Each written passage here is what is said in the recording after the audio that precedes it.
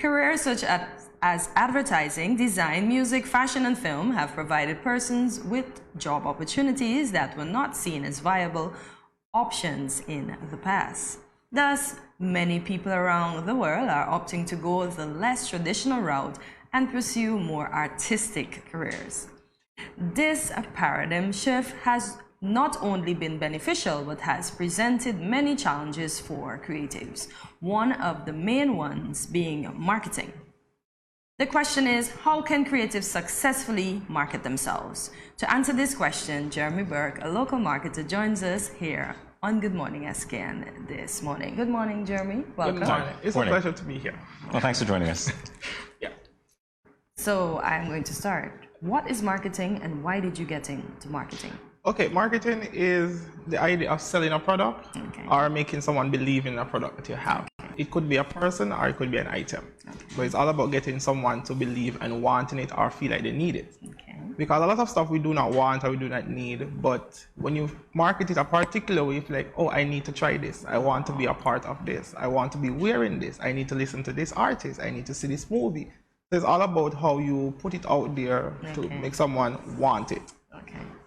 We're going to get some insight from you because right now I'm listening to you and I'm thinking, we're going to convince more people to want to watch Good Morning SKN on Studio 3 yourselves. We're going to get some tips from you. Before we go that route though, how did you get involved in this field? Okay, marketing was something that I never saw as a business because person have the idea you had to go to school to do marketing. So you had to go to university and study and get in-depth in marketing. But in the 21st century now, it's all about an idea. Yes. So having an idea and being able to tell somebody, you have a product, but how we are selling the product is the wrong way. Try it this way, use this avenue. That is what ended up led me into marketing. I had friends that started business and wanted to get it out there. And just giving advice, I realized they started to make money. So then I'm like, I should be making money too because I'm telling you how to make money. And by me telling you how to make money, you should pay me to make you make money. So that's how I got into it. All right, so let's talk about that for a little bit because I'm curious. I know there are times when, we have these ideas and people say, like you say, that's not working. Let's try this. Let's try that. In terms of the advice that you gave to your friends, were you looking at it from, say, a youthful perspective? Was there a particular market that you were trying to tap into or was it just general? Well, number one thing I do when I ask somebody about the business and to market it is that what are the clients they're looking for? Because not every product you have is for every client. Even if you open a restaurant, you have to vision the type of people that you want to come to your restaurant, the type of people you want to dine at the restaurant. Yes, you want everybody to come and buy, but the lifestyle of the restaurant is not for everybody. So you have to get in depth in who are my customers. So once you decide who are your customers, then that's how you push your business further, because then now you know who you're selling your product to. Good advice. So how has your clientele built since you have offered your marketing services? In St. Kitts is a very tricky thing. I've realized that small businesses in St. Kitts don't believe in marketing. TDC market, Hosford market, the hotels and market, but a small person will have a store in town decide like, oh, everybody's going to know about my business, I do not need to market it, which is a bad idea. Because as big as TDC is, they're pushing ads every day on the radio, on the television, they have promotion, they have billboard and all these things, and they're big. Everybody know about TDC. You come in St. Kitts, you have to know about TDC. So why a small business now decide like, oh, everybody's going to automatically know about me? So I think the whole thing in St. Kitts is to change that narrative that even if I'm a small business, I still need to push my business so other person will hear about it. Let's talk about that as well, because when we think about it culturally, that's the way it was before. You open a shop, everybody knew who you were, they come to you for that particular product. As you talk about not only getting the word out about small business, but even sometimes competing with bigger businesses, how do you convince small businesses that they need to market? Well, one thing I do is I build a relationship with them first. Them a conversation, and then I tell them, okay, try the product. Sometimes I sell myself as a product. I say, try me for a month or 2 months, no payment, and see if what I'm telling you or what I'm pitching to you works. And that's something that we all have to do, especially if you're in the entertainment industries. And you would have heard stories from some of the artists, them are actors that they did gigs for free. Because getting your name out there is one of the most important parts, showing people what you have to offer. So the moment now I get my name out there and I show you, I can actually produce a growth in your business for a month or 2 months, you're going to want me on to promote your business. So I take the loss at the first 2 months just to show you that I can do this. And then right when you bring me on now, you say, okay, yes, he's actually working. I'm getting more clients, more person are knowing about me. So then you want to keep me. Oh, I love And that works. You have good retention rates. Yes, it good. Okay, oh, that is very, very, very good. Yeah. You have to find the different strategies. It's about the strategies and working with people who you have to deal with. As I say, in some cases, you have to convince them. Yes. And everybody like the idea of something free. Yeah. Yes. So if I'm going to give you marketing advice for 2 months and it's for free, you're going to be like, why not take it? So now it's just for me now to put in the work and show you how it's going to be beneficial to you. So without giving away too much information, can you share some of your marketing strategies with us? It's about engaging the audience. That's one of my number one thing. And word of mouth. And also tell people, use your circle at first. One of the free marketing thing is your circle. Because if I know you, you have a phone, you have a status, and me and your friend, and I'm selling a product. Hey friend, can you post this for me? You now gonna end up maybe have 100% on your status that I don't know. So then you get it out. So using the people around in your circle, one of the best strategies. And you're talking about that in terms of non-traditional media as well, obviously, because if you're talking about statuses, you're talking WhatsApp, you're talking digital, you're not talking about newspaper or the television. I mean, newspaper kind of outdated now, so. I love it. Because, person nowadays, young audience are visual. Very visual. So we want to see a 30-second video, we want to see a flyer. The moment you put up something where we have to reach so much into your product, it's a turn off. Okay. So the less we have to read, the better it is that we're going to buy into. You know what we call that, right? ADD. Yes. So no, but that makes sense because everything is so instant now, and our attention gets pulled in so many different directions. So visual ads and visual things are the kind of things that would engage young people. I would say. Even companies start to do it. I don't know if you realize on the bottles labels nowadays, they used to have so much details of what in the product and all that, but they cut it down. Limited. Yes. Now you just want to see the bottle and you want to know one or two things, but you don't need to know all the things that in it. It's about giving the right and the correct information to the person so they buy into your product. Exactly, so they don't have to read and get turned off. No. Yeah. For businesses like yours, Jeremy, let's take the pandemic in stride. Pandemic came, restrictions were imposed, they have been relieved. Has that in any way helped businesses like yours thrive? Yes, it has. Because with the pandemic, I stopped work where I used to work. I was more just giving advice to person. Person used to came in and when they saw me and they wanted an idea, I used to give them ideas because I had a job. So I wasn't thinking of the whole idea of making money off of it. Okay. So with the pandemic, stopped working where I was and now home, helping person online with marketing. And then I realized, okay, I'm getting paid online to help person with marketing and keeping up-to-date reports and how the business is advancing. So then I said, let me bring it here. So started to look at different clients, friends who had things. I said, give it a shot. Some worked out, some didn't work out based on whatever reason. Some had to close down and went back into normal jobs. But the pandemic pushed me into something that I never thought I would have been into.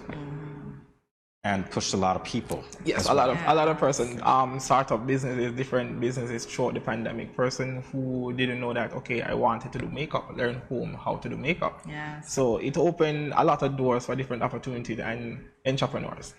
Good stuff. Oh, I see here that you also dabbled in film. Yes. So in 2020, the year of COVID, you produced and hosted a show entitled Engage. Yep. Let's take a look at a clip of it.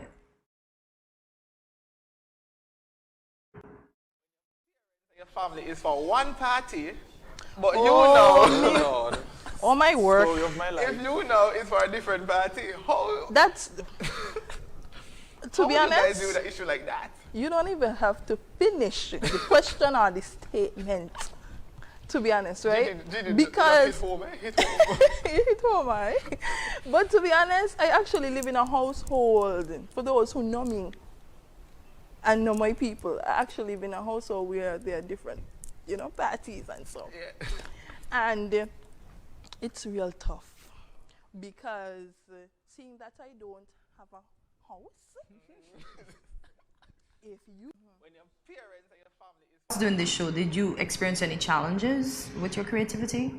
Yes, because we had to learn how to follow a lot of the TV guidelines and I guess the traditional sense of what they thought was supposed to appear on TV, which was something I was trying to break out of the whole production industry, where we don't have to stick to the normal basic routine of ideas and creative process when it come on to having a program. And I think it was a little tricky getting them to understand the ideas and let it be more of a free flow than to be restricted word for word, line for line, instead of just having fun.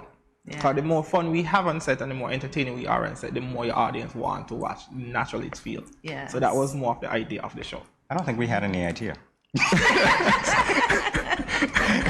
I'm just kidding. No, obviously, I loved the little clip that I saw there. I loved the set. I loved the way that you were engaging with the audience. What are some of the takeaways that you had from that experience? Some of the takeaway I had from the experience is that Senkit is dying for it. Person, when the show end up stop, person still up to this day saw me and still asking when is the show coming back, because it gave insight to adults of how young people were thinking. Oh, good stuff. So sometimes we do stuff as young persons and older folks will be like, oh, they're rude, they're wrong, and things, but we have a different mindset. We see things differently. So as an adult, one example is like, you're so used to maybe talking to somebody that's younger than you and raising your voice. But I am 20 years old now. Even though you're 30 or 40, I respect you, but the moment now that you're going to shout at me, I'm going to raise back my voice at you. So the show brought out those aspects where young people do have a voice. We have an opinion. Well, it's nice that you got to represent that, and seeing you in this forum now, I suspect that you are able to represent the interests of some of those young people who have become adults since as well. Yes, it was really good. It was fun. As I say, it's sad that it had to end, but it was really a good platform to be on, to able to be a voice for some of the younger persons. Is there anything in the works to revamp the show? Hopefully, if we get the right network, will say they will take it, because I own the rights to it. So any network that wants to bring it can always call me back and we could talk about having it again. Oh, lovely, lovely. All right, that's good. And I imagine it would be quite engaging. Indeed. So what would you say to other young creatives in the Federation, particularly about the marketing aspect? I would say look into it very deeply. Okay. Don't just put it as something that, oh, we're in a small country, everybody's going to know about, because you're still competing with other persons. Not one person in Senkit solely do a business. So if you're young and you're coming up, you're already competing against somebody who already been established. So you need just more than your circle alone of friends to buy into your product. And even though you're friends and you could get them to post your stuff, that doesn't mean they're loyal to your business. Yes. And loyal to your business ain't supposed to cross the line also on your friendship. Yes. Because if you have a product selling and I don't want to buy it from you, that doesn't mean we can't be friends. Exactly. So you also now have to get different person outside of your circle to buy into your product. And the only way they can buy into your product is if they know about your product. And marketing is where they end up knowing about your product. I love the aspect. All right, so what are some of the challenges that you see going forward for new entrepreneurs? I think some of them is the fear of not being able to pay bills. It's a very tricky thing, and sometimes we have to be flexible with our product that we're offering. As I said, for me, I had to learn to give free advice, because the free advice this month can also bring me a contract for a year or 2 years. Oh, good stuff. So we have to look into those stuff. Sometimes you have to be flexible and negotiate with your rate. I know you bought a product and you're like, oh, I want to make a profit of $30. But if somebody come and they only have $20, sometimes you just have to say, you know what, I will lose that $10, but I will take the 20. And that person might say, okay, then they actually gave me a discount. I could go back to this person and realize that I didn't have enough money and they gave me a shot. So why not buy them again? So we have to be very flexible sometimes with our consumers. You are. Well, in terms of that flexibility, because I'm pretty sure that there were a lot of people right now listening to you who thought, you know what, I cannot afford marketing advice. I'm gonna call Jeremy. But now that I've heard that, and that I've heard that you're flexible, I want to get in touch with you. So why don't you look into that camera and let people know where they can reach you? Okay, so if anybody wants to reach me, you could always reach me on my personal Facebook, which is Jeremy Burke, or you can contact me at 663-7063. Jeremy, it's been our pleasure talking with you. It's been a pleasure being here as well. All right, thank you so much, and best of luck to you. Okay, thank you. More Good Morning SKN.